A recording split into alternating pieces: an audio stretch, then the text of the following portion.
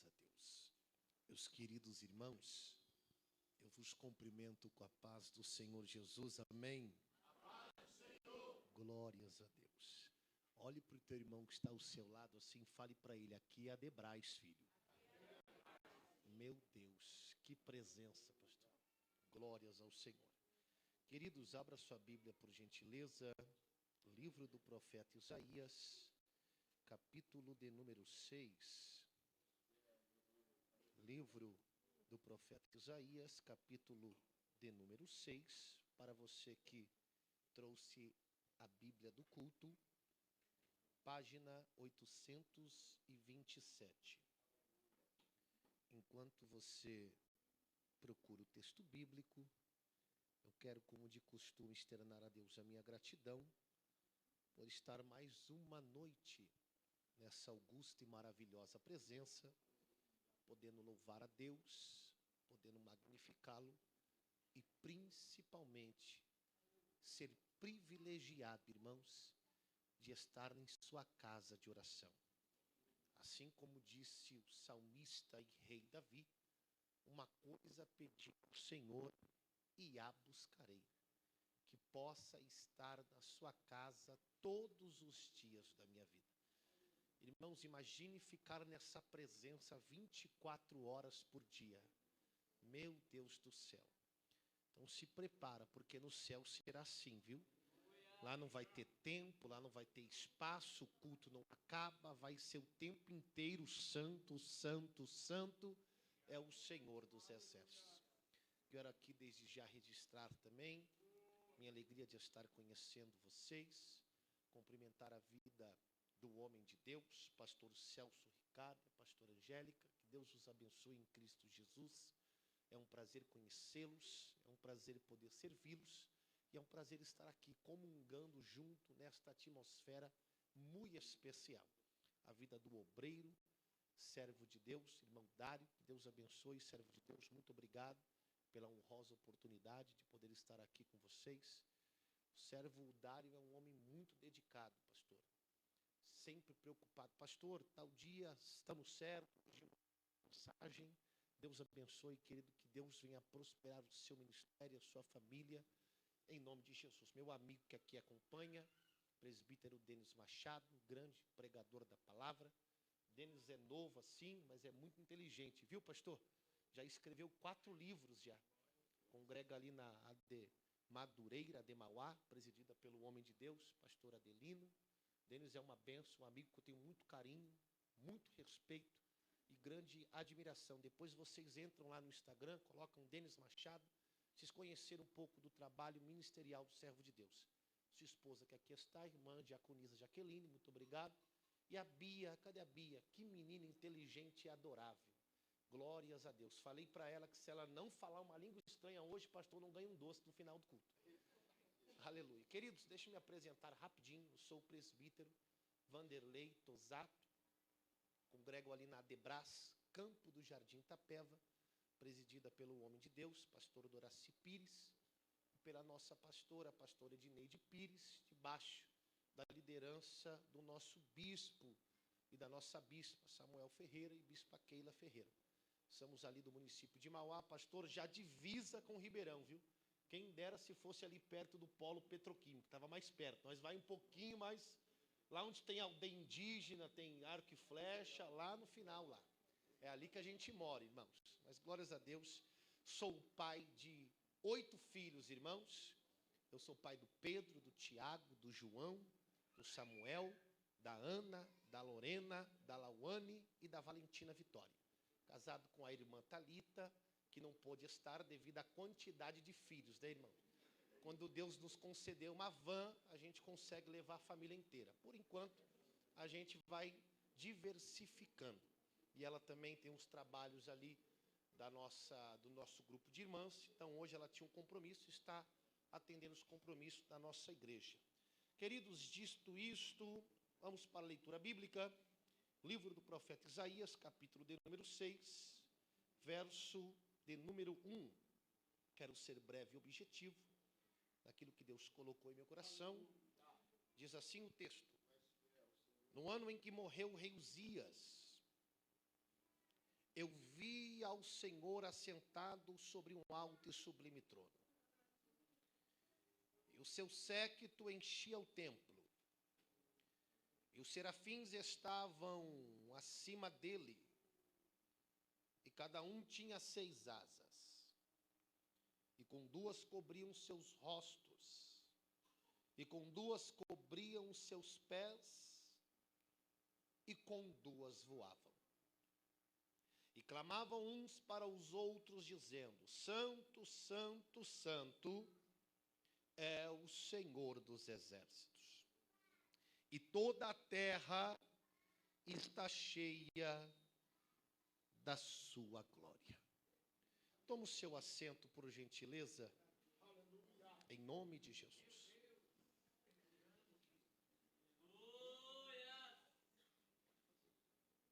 Queridos, o texto bíblico que nessa noite... O texto bíblico que nesta noite queremos compartilhar com a igreja é um texto muito conhecido, principalmente ministrado nos trabalhos de característica missionária, pois o capítulo de número 6 do profeta Isaías vai nos reportar acerca do posicionamento de Isaías diante da comitiva profética que foi liberada sobre a sua vida. O livro do profeta Isaías é um livro muito inspirador, um livro muito instrutivo. Na verdade, a vida do profeta Isaías é um ministério muito especial, pois sendo esse um dos maiores profetas veterotestamentários, ainda que o seu livro esteja inserido na classe dos profetas maiores, o profeta Isaías, ele é um dos maiores profetas porque ele foi o que mais profetizara acerca da vinda do Messias. Ele foi o profeta que mais falou sobre a vinda do Cristo, sobre o Jesus de Deus.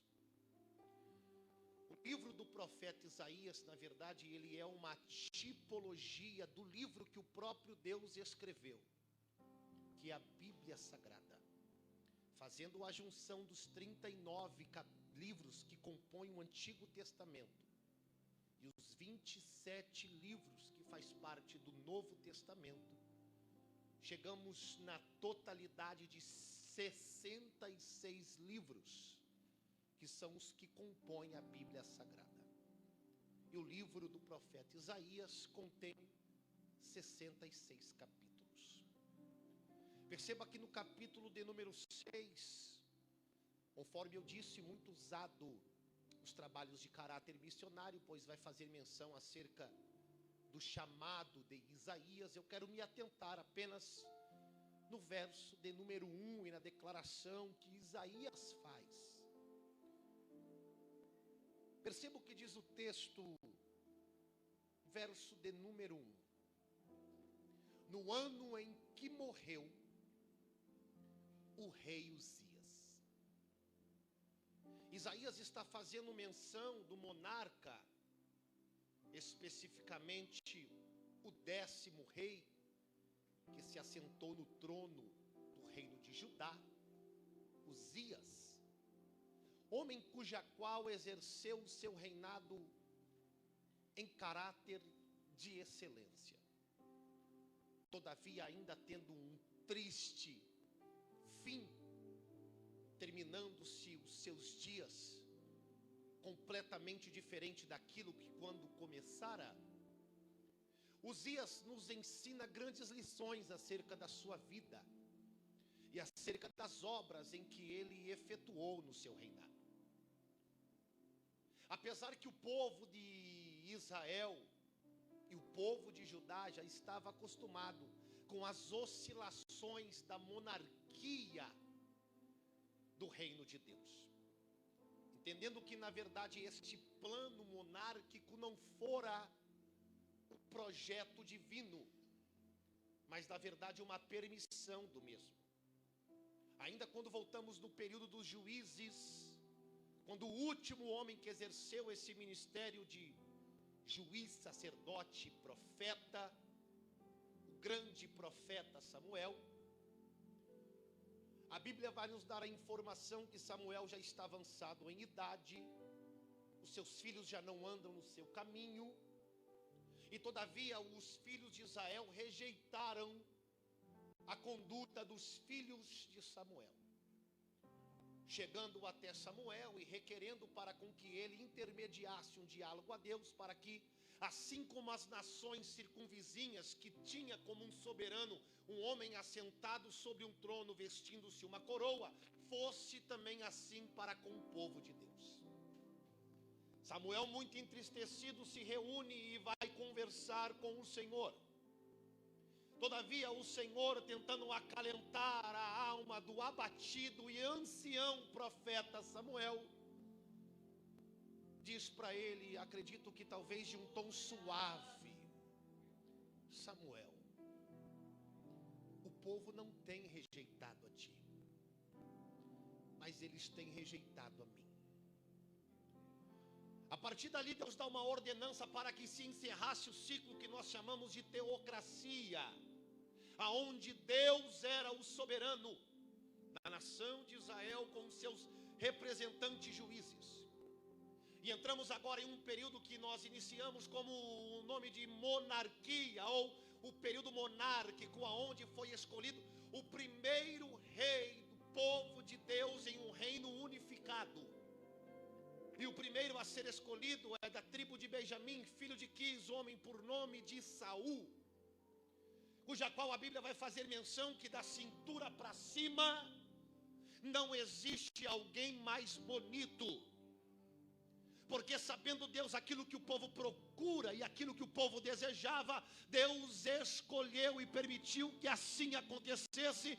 Então a escolha de Deus foi Saul, entendendo que os homens procuram aquilo que é belo e não aquilo que é necessário, entendendo que as pessoas estão preocupadas com aquilo que é bonito e não com aquilo que é útil.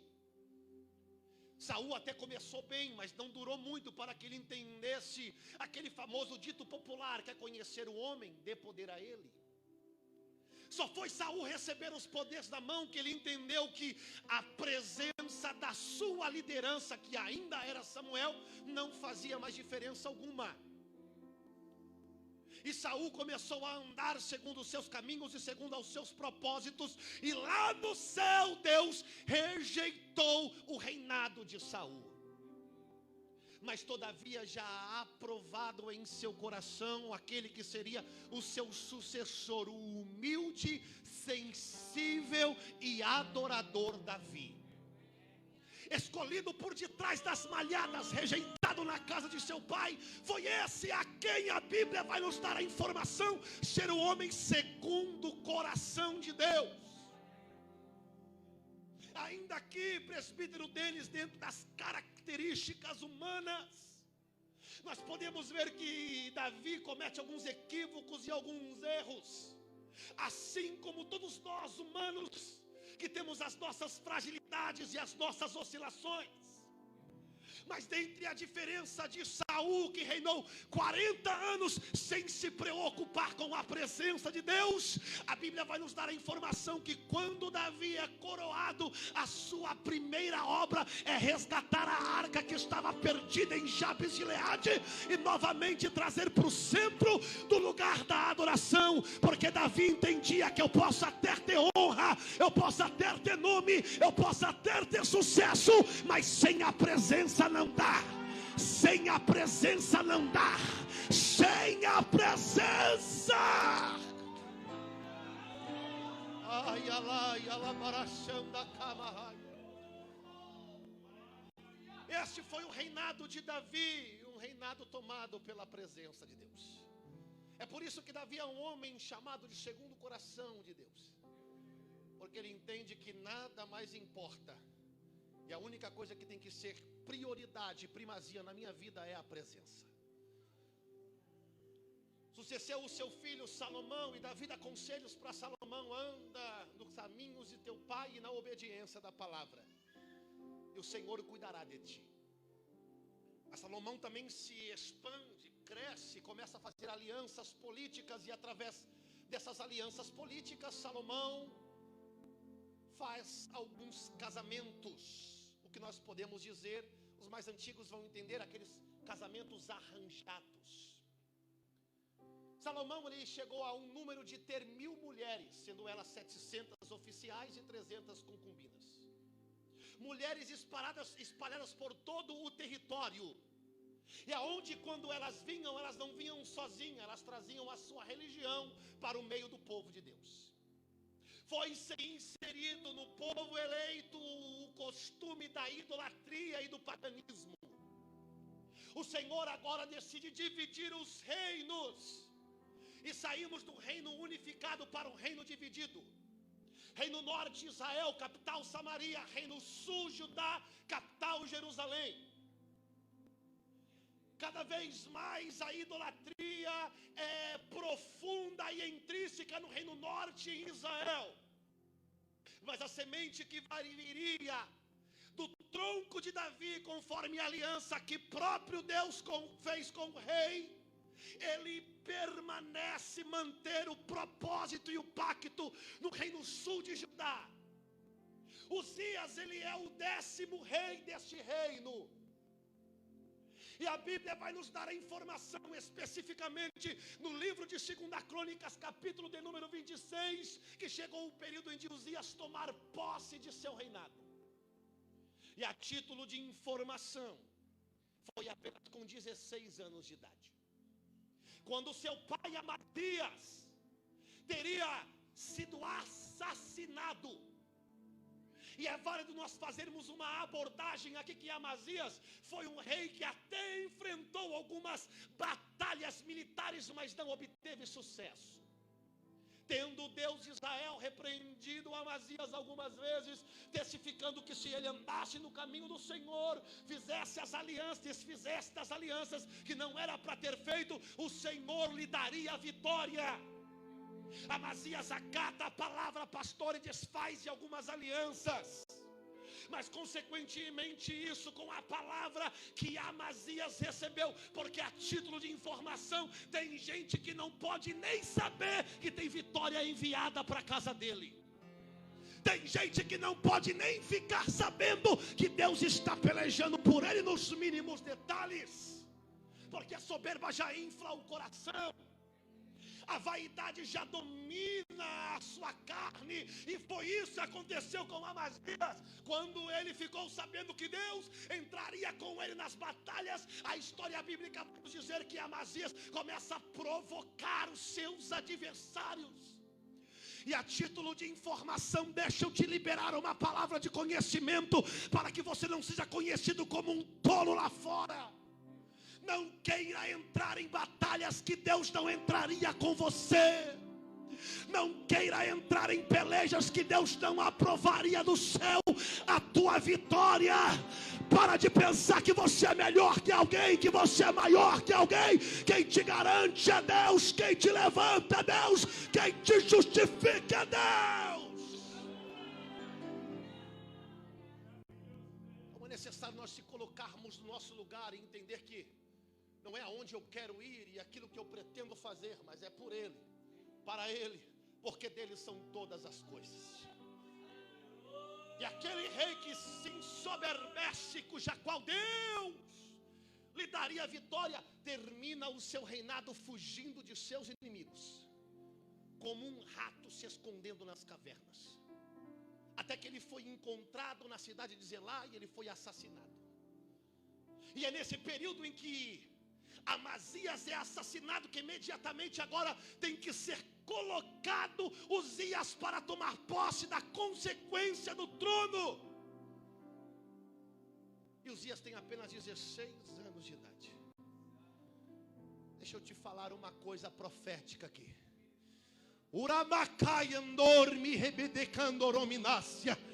Vai ter coisas que vai acontecer na tua vida de repente, irmão. Vai ter coisas que ainda que no meio de uma tragédia, ainda que no meio de um clima clímax estranho, ainda que num cenário catastrófico, chegou o teu momento de cumprir aquilo que Deus colocou sobre a tua vida. Chegou o teu momento de se posicionar sobre aquilo que Deus tem a realizar sobre a tua história.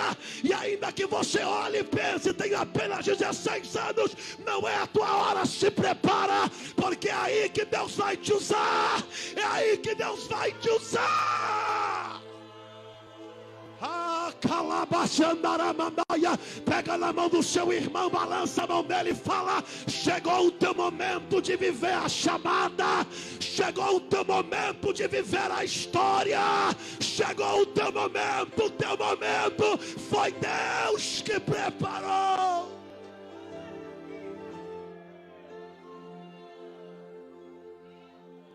É apenas, tem 16 anos de idade. Eu acredito que talvez nos bastidores, nobres obreiros, a palavra era pelo histórico familiar. O seu pai não foi muito bem. Eu acredito que pela sua juventude não terá equilíbrio emocional, consequentemente vai fazer tudo errado. A vingança vai tomar conta do coração. Vai querer afrontar quem não deve para afrontar, porque é assim que funciona nos bastidores. Sempre tem alguém que olha a nossa juventude. Sempre tem alguém que pode olhar a nossa inexperiência e achar que é pelo nosso recurso, que é pela nossa força, que é pela nossa sabedoria que nós iremos obter sucesso. Mas assim como Paulo diz a Timóteo, eu libero essa palavra para a igreja: não desprezes o dom que há em ti, a qual foi liberado sob profecia e a imposição de mãos do presbitério. Ninguém despreze a tua mocidade, Timóteo. Ninguém rejeite você por ser jovem. E a Bíblia vai nos dar a informação que apenas com 16 anos de idade, o primeiro ato de Uzias foi ir até a cidade de Elate e retomar aquilo que no período de 80 anos estava na mão dos edomitas, ou na mão do inimigo, na mão dos adversários. Quando as mãos fracas de o rei Jorão perdeu um dos maiores recursos e econômicos financeiros do reino de Judá, pois a cidade de Elate era uma cidade portuária que contornava as regiões do Golfo de Acaba, aonde tinha uma grande movimentação financeira e crescimento econômico. E durante 80 anos, esse poder financeiro estava travado na mão do adversário.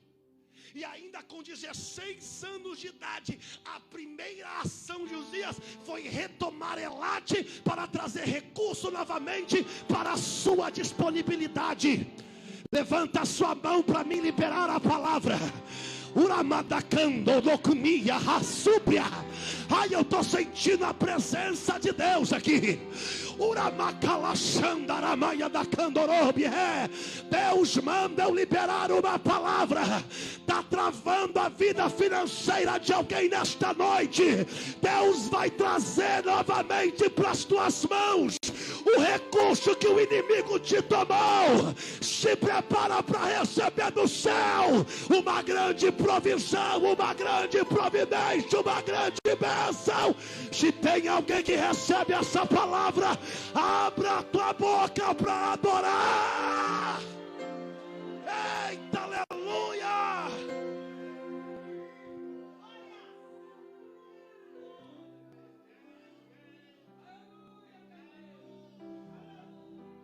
Você percebeu que o diabo sempre luta contra o teu crescimento financeiro? Você percebeu que uma das maiores dificuldades de nós tratarmos como assunto na igreja é sobre finanças, é sobre dinheiro, é sobre recurso? Porque na verdade o inimigo entende que quanto mais você tiver recurso, mais circunstâncias disponíveis você tem para abençoar a casa de Deus, para abençoar famílias, para investir no reino. Então é por isso que ele tenta a todo custo tentar parar a tua vida financeira, tentar impedir o crescimento econômico sobre a tua vida. Mas desta noite eu vim liberar a palavra aqui para alguém que vai se colocar de pé e vai falar: eu vou voltar lá e vou me inscrever novamente naquele curso, eu vou voltar lá e eu vou entregar novamente aquele currículo, eu vou voltar lá e eu vou acreditar novamente nesse projeto. Deus está abençoando a tua economia hoje, o crescimento da parte de Deus está vindo aí. Só quem recebe, abre a boca e adora, se você puder.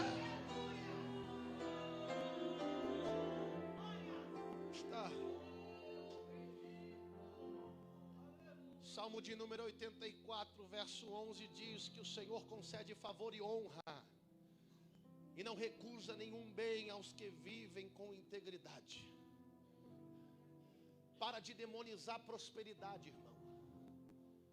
Para de achar que ser rico é pecado.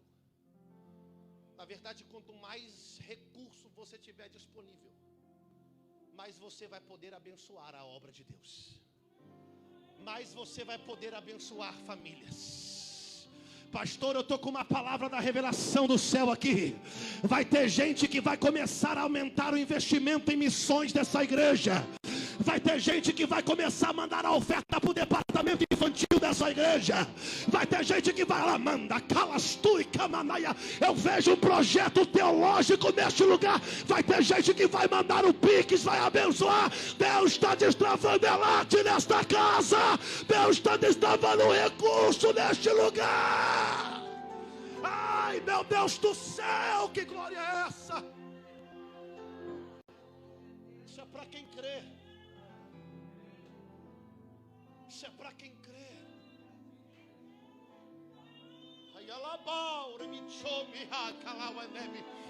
Ai, parece que eu já estou vendo poltronas novas dessa igreja. Parece que eu já estou vendo todo uma eu estou vendo a glória de Deus sendo manifestada nesse lugar. Vai ter prosperidade. 2024 vai terminar, irmão, debaixo da bênção da prosperidade. Isso aí. Eu me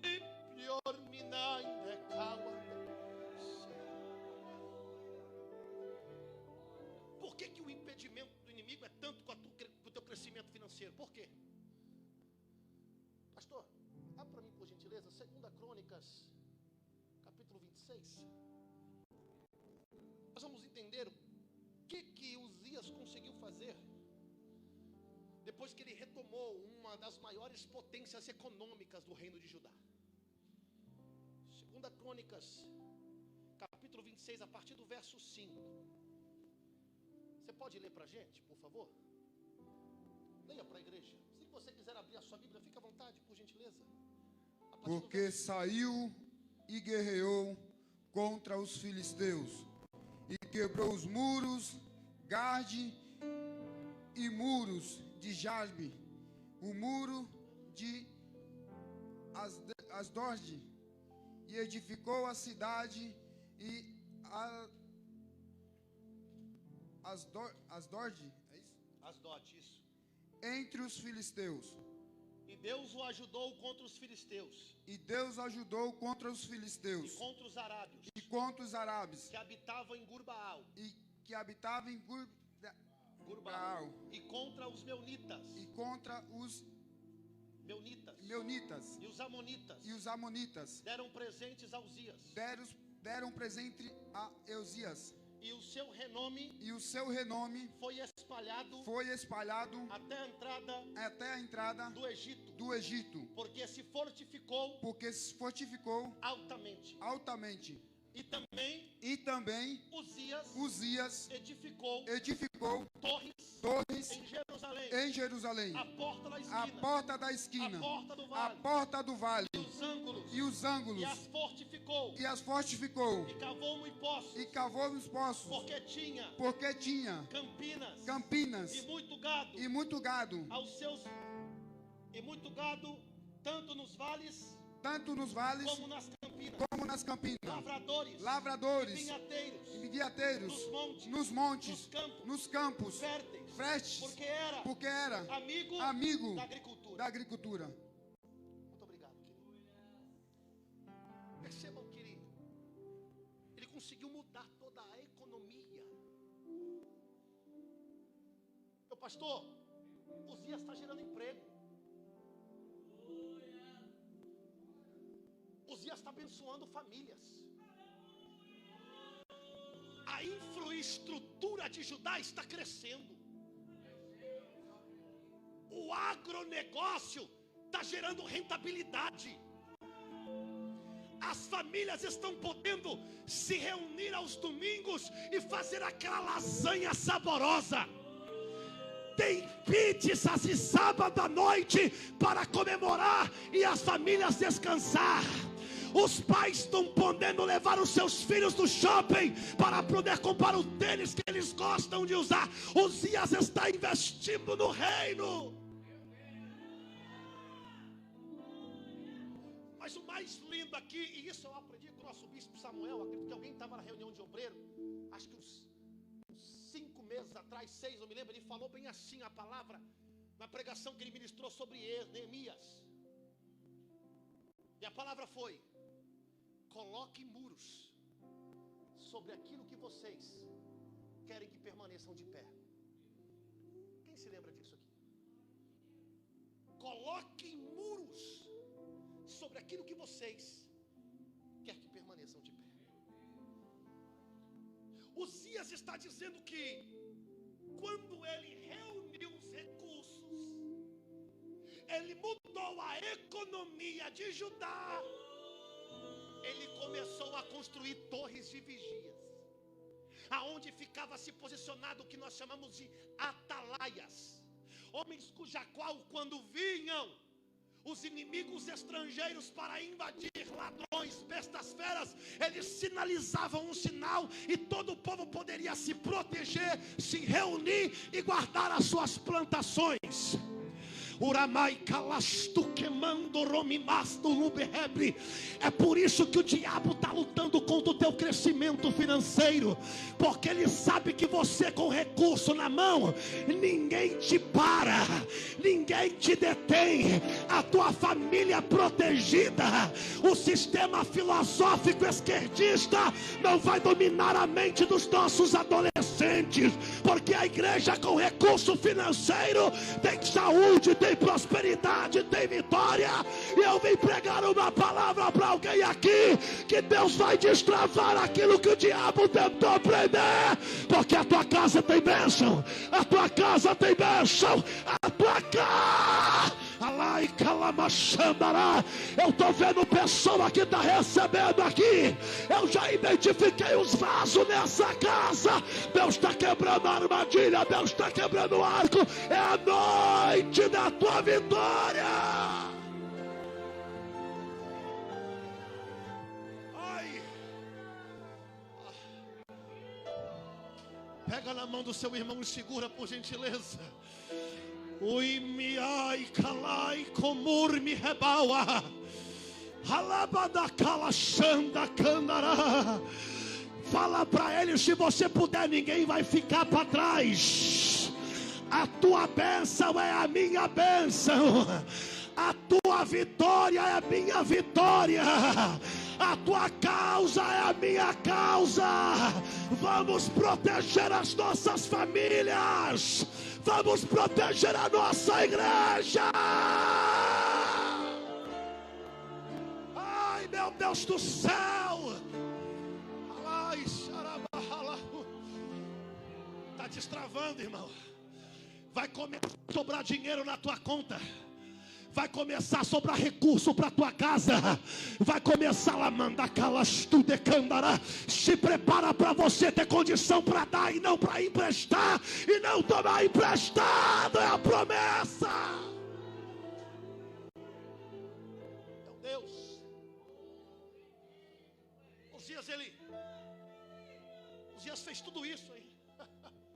Vocês conseguem imaginar, irmão? Ninguém passando dificuldade.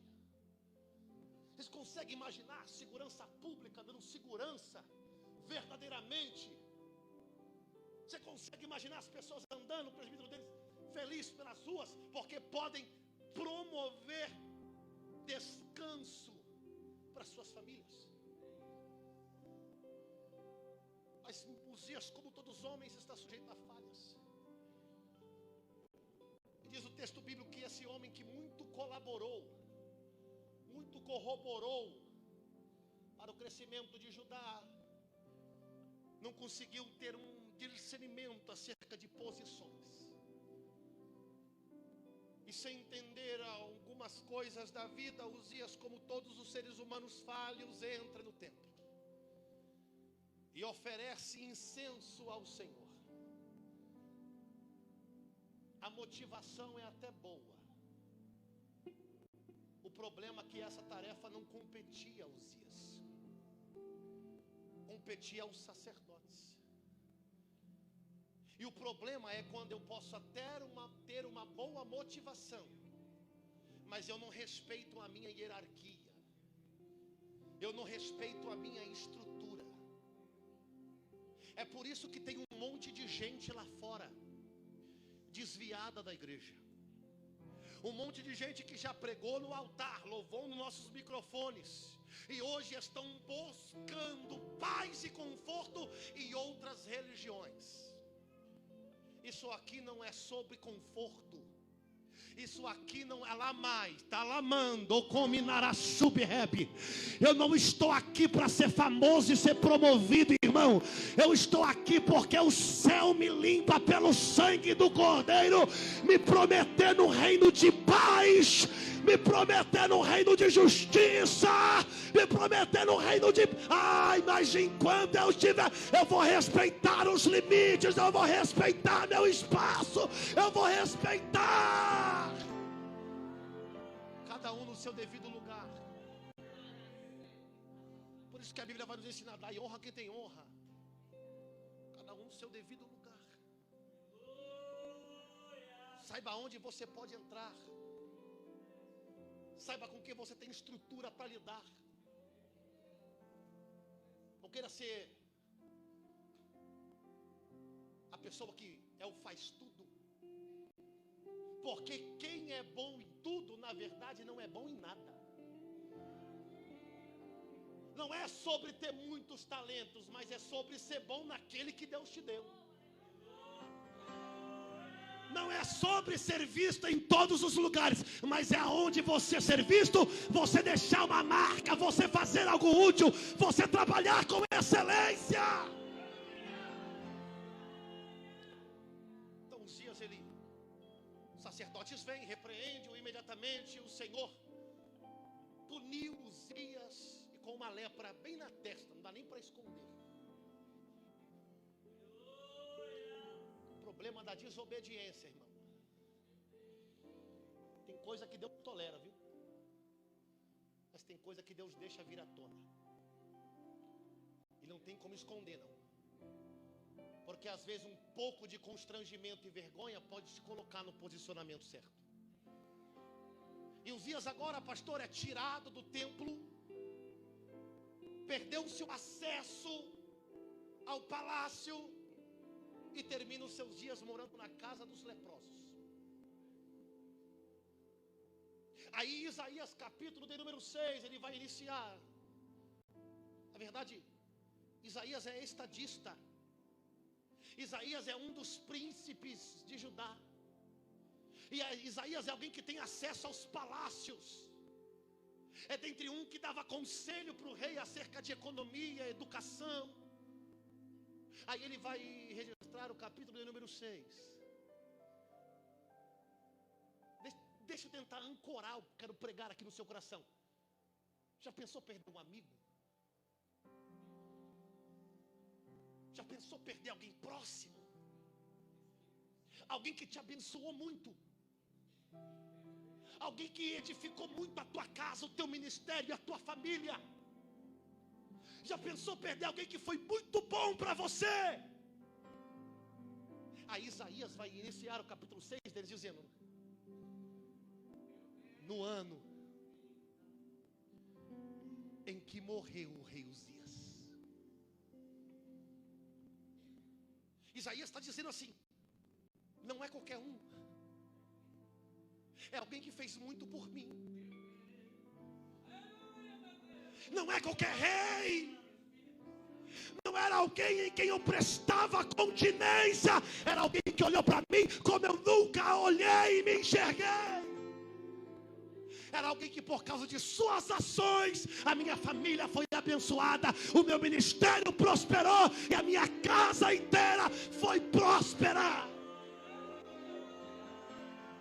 Aí ele está dizendo assim, num ano em que, para ser mais cirúrgico, Isaías está assim, no ano em que eu estava de luto.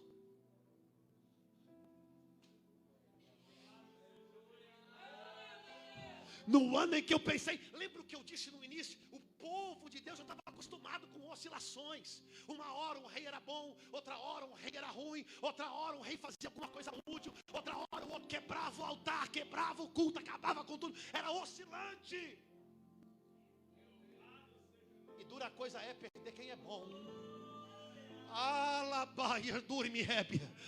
Dura coisa é perder quem é gente fina, quem é joinha. Dura coisa é perder quem é próximo, quem nos abençoou. Aí vem Isaías, no ano em que morreu.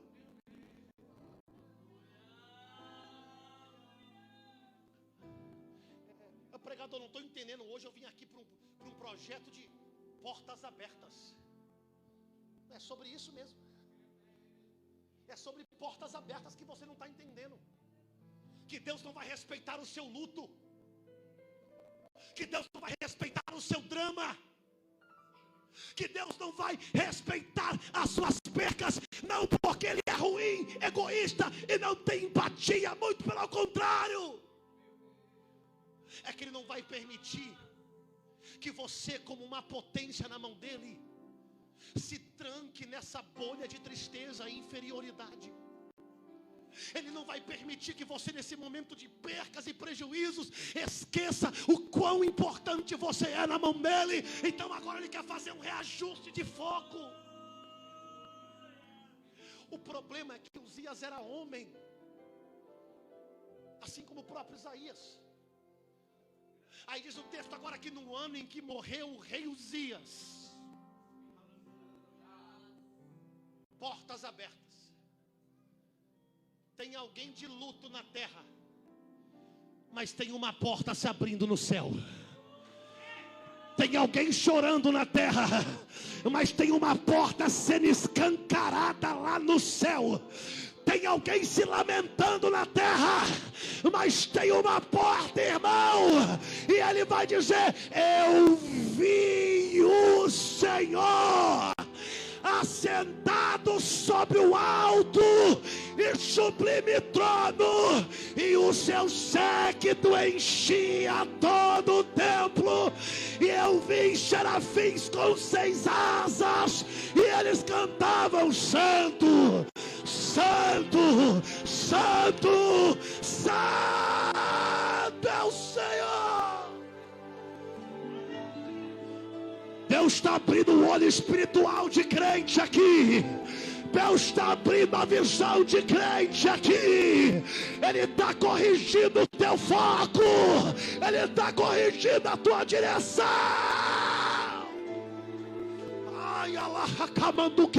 Eu estou sentindo uma lacaia do Robidasto como Núbia. Eu estou vendo lágrimas rolando nesta noite. Deus está dizendo: eu estou colocando você no caminho certo, no propósito ideal. Para a gente encerrar, pastor, o grupo de louvor pode louvar? Dá tempo? Vem o grupo de o Jardim Felicidade e Adoração, vem. Vem para cá. Se coloque de pé, igreja. Eita glória.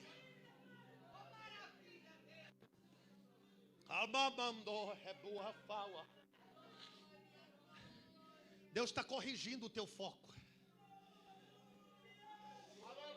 Deus está corrigindo a tua alabaia. A questão é que as portas não vão somente se abrir, irmão.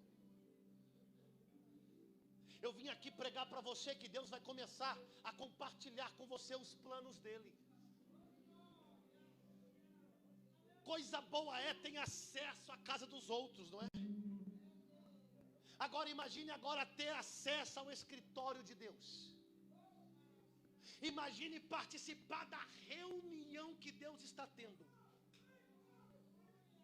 Foi louvado sobre batalhas, sobre os gideões, e quando o histórico familiar, Amazias é um perdedor de batalha.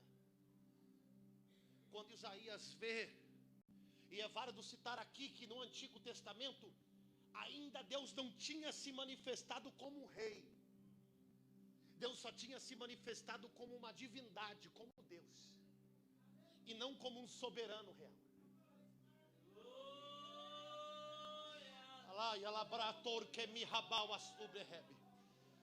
Isaías está vendo agora não somente Deus como Deus, mas Deus como rei, assentado no trono, e o seu séquito.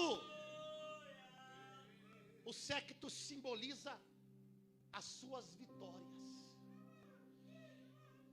Além de ser rei, ele é grande general e nunca perdeu nenhuma batalha. Ele nunca perdeu uma peleja. Ele nunca perdeu. Aí Isaías está vendo uma conversa, e a conversa está ouvindo. A conversa é da Trindade Santa, e a Trindade está conversando, e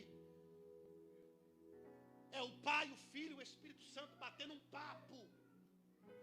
E o papo é: a quem enviarei? A quem há de ir por nós?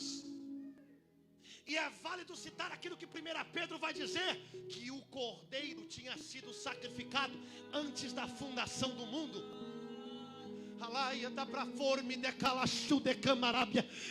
Isaías não está somente, irmão, vendo, ele está ouvindo o plano soberano da salvação de Deus. Aí Isaías agora se fecha e fala: ai de mim que vi.